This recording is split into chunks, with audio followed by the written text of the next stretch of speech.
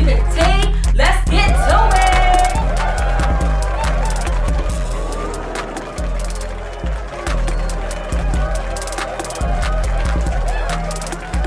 Okay. Let us get started. Thank you guys so much for being with me today. I'm so very excited. And I got a lot of stuff to talk about, y'all, because it's a whole lot going on, so let's go ahead and get into it.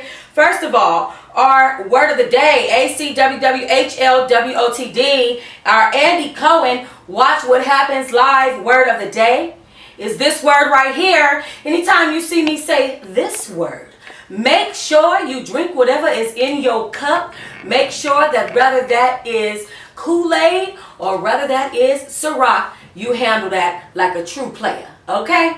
Now, it's time to get into hot topics. Andrea Constand, the woman that sued Bill Cosby for sexual harassment, is speaking out for the first time since she actually came up with those allegations. She talked to NBC's Kate Snow. She's actually going to be doing a documentary for Dateline, and this documentary is going to be called Bringing Down Bill Cosby. Andrea Constand speaks. Now, she's saying a lot of stuff in this interview, you guys, and she's definitely giving up that sticky icky information, okay? She said that she was an operations manager and she worked for Temple University. Now, y'all know that I know a little bit about this. Now, y'all know that she was working for the women's basketball team there at Temple University, and she would go talk to Bill Cosby in counseling sessions because he would be trying to get her to quit her job. He was actually trying to get her to do a career change, and so that's how she started looking to him as a mentor and as someone that she could pull information from at one point. Anyways, here's a really quick snippet, really quickly, child. He had 3 blue pills in his hand. 3 blue pills. Okay, so Bill Cosby was recently convicted of 3 counts of assault, and he's facing over a decade in prison if he is convicted of these things. Whoa. Now, first of all, let me just say this. When I first heard about Bill Cosby and the fact that he had all this activity going on, I said to myself, no. Not a man of his stature, not a man of his caliber, not a man with his accomplishments, not a man with his money, not a man with his education, and not a man with his reputation, is what I said. But guess what? I was wrong, because there were several people, including this woman, Andrea Constand, who came out to say some things. And then there was also people on the jury and, you know, different people that had to look into this thing, attorneys and everything, come up with evidence and different stuff like that in order for this thing to even take place. And you know what really made it really upsetting for me, because I really didn't really believe it up to the very freaking end. I really didn't really believe it. But I saw the women coming out of the courthouse, and I did a little blog on it. The women were coming out of the courthouse, and they were hugging each other and squeezing and crying, and just from what you could hear, you know. Ooh. You guys, I brushed my teeth entirely too hard today. You know how you brush too hard, like your upper gums start hurting? That's what's going on right now. You pull it together. All right, so moving on. Okay, so Monique, you guys know, she says that she's been blackballed, and honestly, I'm gonna keep it real with you guys. I'm really not interested in this story, but I'm gonna go ahead and tell it anyway. And if you guys have any interest in this story, let me know so that I can keep covering it. If not, I'm going to go ahead and let Miss Momo go unless she does something spectacular for me to hold on to. And that was a hard R-O. Ra. Okay? Spectacular. Ra. All right. Anyway. So Monique and her husband, Sidney Hicks, they went to go talk to Vlad TV about some of Monique's childhood experiences. She talked about how she grew up in Baltimore. She lived in Baltimore she was born and raised there. And the person, the host, the interviewer over at Vlad TV, offended her. I could tell she was offended because obviously I'm a person that is obviously going to be interviewing people and have done so before, and you know, different things of that nature. And so he asked her something about being from Baltimore, but he made it where it seemed like she was like, her city was just so bad. He made it to where her city was just very horrible. And it seemed like she got offended by that. Anyway, she starts saying, no, I grew up in Baltimore County, okay, not Baltimore City. And by the way, the violence wasn't as horrible as it is right now, so don't even go there, boo. It's basically what she had to say to the man, okay? But yeah, the violence is really bad down there. He decided to bring that up. Anyway, she says her mom was an engineer. And one thing that I know about her father is that he was a good man, but he was very busy in his own career. And that he was, you know, he was working. He was trying to provide for his family. And so he was a corrections officer. And, you know, her brother may have had time to get to her. And that's exactly what happened. She has one brother and one sister. She has an older brother. His name is Gerald. And he sexually molested Monique from the age that she was 7 until she was 11 years old. And at Vlad TV, and Monique is a character, you guys, she gets offended so easily that you have to almost be careful what you ask her on these interviews. So the person over at Vlad TV asked her if she, why didn't she tell anyone, basically. Like if this is something that she thought about speaking up about when she was younger, or why didn't you tell anybody? And she's like, excuse me? Like, what are you trying to do? Take me back down memory lane? You want me to remember these bad experiences and why I didn't tell anybody this, that, and the other? You know, and I don't know, it was just one of those situations where I was like, wow, you know, she started in on him, and he couldn't take it. He actually found himself having to defend himself. Not only that, but she actually laughed with a sarcastic tone. She's like, boy, I appreciate the question, but no. Okay? No. All right? So she was not feeling it at all. Not at all. Not at all. Bobby Brown, he calls himself being upset with Kanye West. Now, first of all, he has very good reason to be upset. Okay, and this is music tea. Alright. Bobby Brown is upset with Kanye West and Pusha T because they basically exploited Whitney Houston by using a picture of her drug-riddled bathroom, her death scene, in their album, or for the cover art for their album. And it was in very bad taste. A lot of people, and I'm not going to post that, I will not repost that. A lot of people took that very offensively, but they have an album out now. It's called Daytona. And Bobby Brown talked to Rolling Stone about Kanye West and Pusha T using this particular bathroom picture on this album. And he said, that's really disgusting that he would do that. He said, that's in really bad taste. Something should happen to Kanye. He's really crazy. I know that when I first met him, he was crazy. Now he's pushing the bar a bit. He needs someone to slap him or something, and I'm just a person to do it. Excuse my reading right there, but child, sometimes when I be writing like a bat out of hell, okay? But basically, Bobby Brown said he want to slap the shit out of Kanye West, okay? That's basically what the man said. And I was like, well, don't talk about it, be about it. If y'all go to my website, Toxotea, and look up this story, because I do blog, I do write blogs for every video that I verbally blog. I also write a story about it and post it on my website. And you can see, I'm like, hold up, don't talk about it, be about it. When it comes to Kanye West, if you don't smack, I'll be smacking the trick today. Alright, anyway. But I do wonder why he didn't have that same energy for Pusha T. Are you scared? Alright, anyway. And in other music tea news, and speaking of Pusha T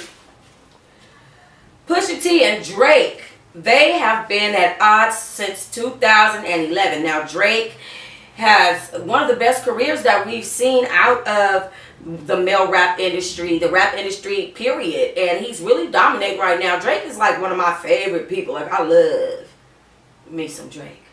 And he's so fine. I mean, when you look at his pictures, it's like, oh my God, he's so fine. But then when Pusha T puts out lyrics like, you have an illegitimate child that you're ignoring, let that boy come home, and calls out his name, Adonis, and all that, it kind of gets to the point where it's kind of questionable about the fineness. Because you can be all the fine in the world, but you ain't taking care of your kids. I mean, I don't want nothing to do with it. Anyway, let me tell you this story before I get into it. And I didn't mean to say he wasn't taking care of his kid. I did not mean to insinuate that, because I have more tea about that right now. Hold up. So this all started because, I don't know if you guys know this. Let me go back in time. Drake and Pusha T's mentors, Wayne and Clips, had beef a long time ago as well. Now, I don't know if you guys know that or not, but they definitely did. Okay, in 2006, Lil Wayne wore a BAPE, B-A-P-E. He wore a BAPE, which Clips used to wear a lot of, along with Pharrell. You know, I know you guys know how Pharrell dresses. He has a very different style of dress, okay? So, you would see their style, and then they released a song after Lil Wayne wore something kind of, you know, mocking their style. That song was called Mr. Me Too. Now, I know you guys remember that song because that wasn't that long ago, okay? But that song was because they said that Lil Wayne stole their swag. I mean, but hold up. 9 times out of 10, they have some stylists that dressed them. So it's like, you know, come on now. All right. So Complex, who is known to start stuff with his questions, he asked Lil Wayne about Clips, saying that he said that he and Pharrell made BAPE, and they made what's called coke rap. You know, that mumble rap. But Lil Wayne was like, don't come at me with that. Like, you starting stuff, whatever. And it most definitely started stuff. Because Lil Wayne said that Clips had to do a song with Young Money just to get hot. And that's when everything went awry for these two. Okay. The song that he featured on was called What Happened to That Boy by Baby. And he featured on that. So Drake in 2009, he was signed by Baby. Pusha T did a freestyle over a beat that was supposed to be on Drake's sophomore album, and he dissed Drake in that record. And I'm going to tell you guys what his lyrics said. But see, this is how real beef gets started. You talking too much, you're trying to diss me in my own records. You know what I mean? You stole my record, and now you dissing me in the song. I mean, I just feel some type of way if I was Drake. I'm just saying. All right, so here are the lyrics to what Pusha T said about Drake's sophomore album when he stole his song and rapped over it with a freestyle. Didn't even take the time to write to it. And y'all know that's what this whole thing is over. This whole thing is because they have been accusing each other of having ghostwriters. Just saying. All right, so here's the lyrics. Rappers on their sophomore, acting like they boss lords. Fame is such a funny thing for sure. Okay, now the reason why that's some spectacular thing is because Pusha T never specified that he was talking about Drake. But Drake was the one making a sophomore album. So for him to say rappers on their sophomore acting like they boss lords, he was saying they're acting like they boss lords because he stole a record that was intended to be on the sophomore album, Drake's sophomore album. And then Drake got upset and probably had an attitude. So Pusha T said he's trying to act like a boss lord. So he went on the next year to criticize Drake and Lil Wayne's contracts, which I'm just going to say this, based on what's happening between Baby and Lil Wayne, he was on to something. I'm just saying, okay? But Lil Wayne responded with this tweet. He said, fuck Pusha T and anybody who will. All right, Drake took 2 years to respond to this. I don't know why, but in 2013, he released Tuxkin Leather, where he basically warned people about attacking Lil Wayne, saying that he's with all of the shits, honey, and that he got them bullets. Rah, rah, rah, rah. Okay? Anyway, so this goes on and on for years and years. This been going on. So that was 2013. We in 2018, mind you, people. Okay? And now recently, beef was reignited on Friday because Pusha T and Kanye West released Daytona. The last track on that album is called Infrared, which is Drake's diss song. And Drake basically insinuates that Pusha T has a ghostwriter by saying, you have Quentin Tarantino lyrics, but Quincy Jones wrote it, or something of the nature, honey. Alrighty. Okay, now it's time for reality. Yes. First and foremost, let's get into Black Ink Crew Chicago. They came out with their season 4 premiere episode last night, and I watched it 4 times and I couldn't really get into it. Now, let me first speak on this issue. Ryan left the shop. They said that Ryan jacked the shop up, that he shot bullets into the walls, that he tore down the staff's booths, and he only took his things and salvaged his things. And Ryan posted today on social media, and is upset with the producers for basically making it seem like he admitted to ruining the shop. In the clip, if you look at the clip that's attached to this video on Toxotea.com, you can see that they do make it look as if Ryan admits to Van that he destroyed the shop, but Ryan assures us that he did not, and he posted a series of videos that you can also watch in videos that are attached down below on Toxotea.com. You can watch those videos of how he was showing us how he calmly got his things from the shop, and he got up and he left. He is on a quest of happiness, and I don't blame him. I'm gonna tell y'all something. I listen to ASMR at night. You know why? Because I want to be comfortable. I want to be calm. I want to be, I want to feel good. And so, therefore, I do what I got to do. And if Ryan feels like walking away from that and leaving the staff in disarray makes him feel comfortable, then that's how it makes him feel. But I do know that later on in the season, he finds a whole nother 9 Mag crew. And that definitely turns some heads in the crew. People are definitely not going to be happy. But like I said, you can find all these clips on the website, Toxotea.com. I was saying if you went on my backup channel that you definitely would get more information. Now, they have renamed the 9 Mag shop, and they have renamed it LoyaltyInc.com. Just .com. Lord help me. I'm hot. Loyalty Inc. is what they're calling it, and I don't like that name. I think it's corny. I think it's basic. It don't sound nothing like 9 Mag, like In Mode, No More Ordinary Life. You know how they always have those gorillas and monkeys on. It's nothing like that, and I don't think I like it very much. Okay. Van, you know how I felt when Van went to go talk to Ryan? He has always wanted to take over this shop anyway. I feel like he want to be Ryan. So Ryan is basically letting him have it. You could have that disloyal crew. You could have that burnt down, burnt out shop and all this stuff. I mean, these people are a mess. And Ryan definitely moves on. If you look on his Instagram, he's been posting a lot of pictures with new people that we've never seen before, and they do have on 9 Mag t-shirts. Okay. Ryan got a hotel room so that he could tattoo there. And Rachel is ride or die right there by his side, no matter what anybody is saying. Inspiration for the relationship goals, okay? Charmaine, oh my, poor Charmaine, my baby. Her man is in Africa. Now, Neek, I got nothing against you, Neek Bay, but let me tell you this, honey. I know you got you some African nook. Do not even go there. I'm just saying, y'all know this man. What?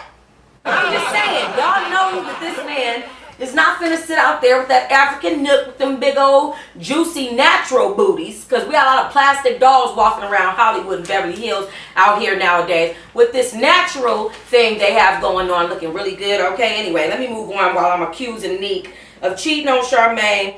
Anyway, he will be out there for another month, according to another 4 months, according to how the episodes are airing. Of course, that's over in real life by now. And she is still hitting him up on social media, so that's still her man, okay? She helped Ford get on the radio, and I thought that was really nice, okay? I thought it was really good to see Ford excelling. Ford is the only one who really could step outside of what they're doing and live his own life. He don't have to do that.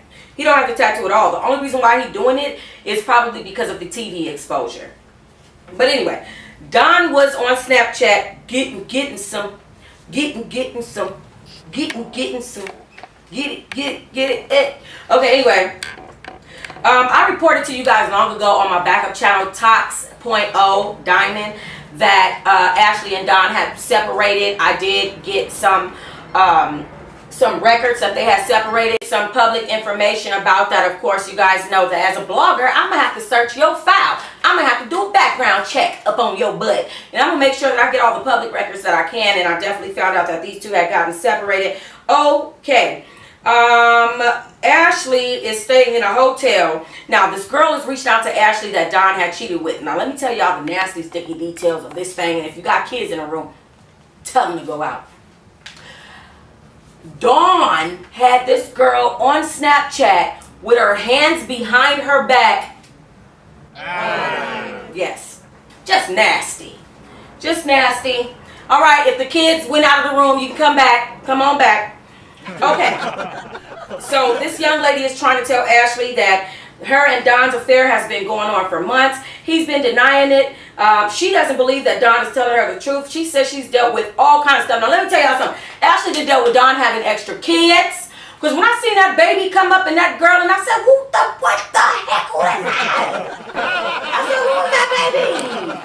Okay, I couldn't believe that. That was so foreign to me. That baby could have came out and said, "Que pasa?" Anyway, let me move on. So she dealt with him having an extra baby.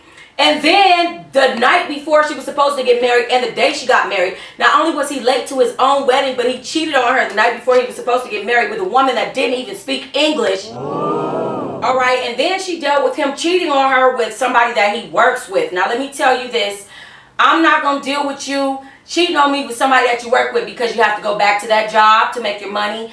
Also, I'm not going to deal with you cheating on me with Charmaine because she's partying with you while you're cheating on me with another woman before or the day before we're getting married.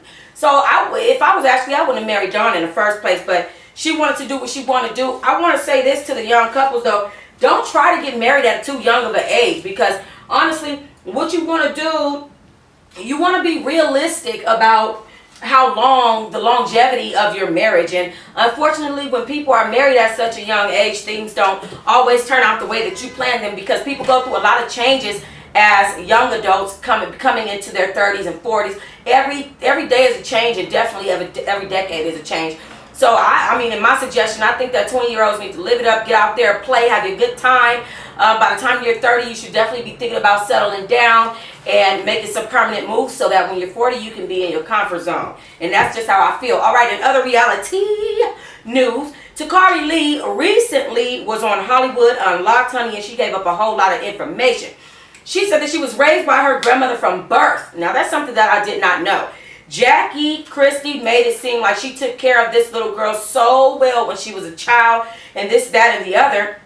And I remember Takari Lee telling stories about how she felt when she was 8 years old and, you know, somebody made her feel fat and it was her mom. She had to run on a treadmill and her sister got a chance to eat because she was heavy and her sister was light-skinned and she was dark-skinned. So many things of that nature. And I asked myself, well, how did you come to live with her in the first place if you said you was raised by your grandmother from birth? So she definitely answered that question for me. She said that one day her grandmother just woke her up and told her, hey, we got to move with your mom. Wow. We have to move with your mom. Jackie Christie married someone with money, and once you run out of money on this end, you got your daughter with your daughter. I need to do what I got to do. I got to move in with your child. Okay, so anyway. That's when the contact began again. Now, we all know that this young lady, she wrote a book because she wanted to clarify any misinterpretations that the show might have caused. She also said that Jackie Christie is trying to benefit financially from her losses and her horrible story. Wow. And that they're turning her story into entertainment, which she definitely doesn't appreciate, which is another reason why she wrote the book. And guess what? I can appreciate that. Don't turn my pain into your entertainment and your financial stability. Like, you're going on a show, full-blown talking about me. I'm not on the show, and you're making a mockery of me, making me seem like I'm insecure and bitter.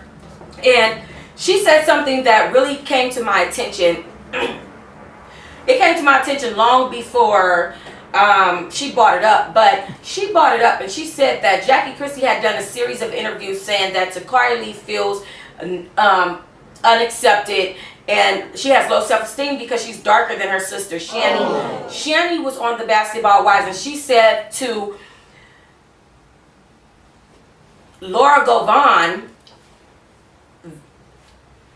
Gloria and Laura Govan, that Takari Lee was definitely treated differently because of the color of her skin. And she said that came none other than from her own mother. Anyway, she goes on to say that her son was 8 months old. He was at a daycare and she was at work. The hospital called her, told her she needed to come down immediately. The baby had pulled a hot water boiler for baby bottles onto himself. And this is in Washington, D.C., so they have different laws and everything like that. If she was in California, they would have snatched that baby so fast that she wouldn't have had a chance to put up a GoFundMe. But that's how the GoFundMe thing got started. She said that she had raised $1,800 before the show came out, where Jackie found out that the baby had gotten burned. So what happened was, Jackie did a piece in the show, a snippet in the show, and she had another marriage, because we all know Jackie gets married on each season. And she said, oh my God, I'm so glad that all my family is here. And a blogger noticed that Takari Lee was not in attendance. So the blogger was like, well, why isn't Takari there? And then the blogger noticed that Takari Lee had set up a GoFundMe account because her baby had gotten burned. And then that's when all of this started coming out. So then Evelyn noticed it, obviously, because now it's in the blogs. And Evelyn donated the $3,500. Jackie Christie never came to get the baby, but Takari Lee says that she only thinks that Jackie is upset because it highlighted the fact that Jackie didn't care for her or her kids and never came to support them at their time of need. And, you know, I mean, I can understand that. Definitely Jackie was making victim statements, as Takari Lee pointed out on this episode of Hollywood Unlocked. She said that Jackie would make statements like, Evelyn gave her this money to make me look bad. And now people believe it. Or she would make statements like, my daughter didn't like herself because she was overweight. And people wouldn't believe that. And so that's the reason why she wanted to come out with this book. And that's the reason why she wants to speak out, because she wants to definitely clarify. Now, she also brought up the fact that Jackie Christie got her kicked out of the house one night, just in like a whiff, like a thief in the night. Okay, what happened was, the girl, she was at her house, Takari Lee, and then Jackie Christie owned that house. And so Jackie stopped playing on the house without telling Takari. Takari was on the phone with her when all of her aunties and uncles showed up, and they showed up with trash bags and a U-Haul. And they told Takari Lee she had to get out of that house by the morning because the bank is coming to seize it, honey. And that's a whole mess. I mean, it's just really bad. She also said that Jackie finds it hard to speak to her because of her speech impediment that she's had since birth. I mean, if your own mother has no mercy that you have a speech impediment, how could you expect the world to? And I thought it was sad. It made me very sad. She was 11 years old. She started cutting herself, and she would write herself suicide letters. Now, we saw some of that play out on the last season of Basketball Wives, where Evelyn and Jen were actually crying over that. They were very upset over that. Evelyn had donated $3,500, but she said thank you in the DMs, which was another issue. Jackie was saying that Takari was reaching out to Evelyn and Evelyn was reaching out to Takari, but that's not true. Takari said thank you to Evelyn in her DMs, which can be misinterpreted as reaching out. But she never spoke with Evelyn phone to phone. She says that production called her and asked her to give Evelyn a copy of the book, and she didn't mind that because she was about to give it to the entire world. So she knows that it's the only real, and these are her words, and I believe this, it's the only real issue that they have on the show. She said that Tammy completely doesn't want to be on the show. And if you guys don't know, Tammy has her own spin-off show. And I blogged about that earlier. Go check my channel, Toxic Diamond, on YouTube. And she's definitely going to be getting a spin-off. And I'm here for it.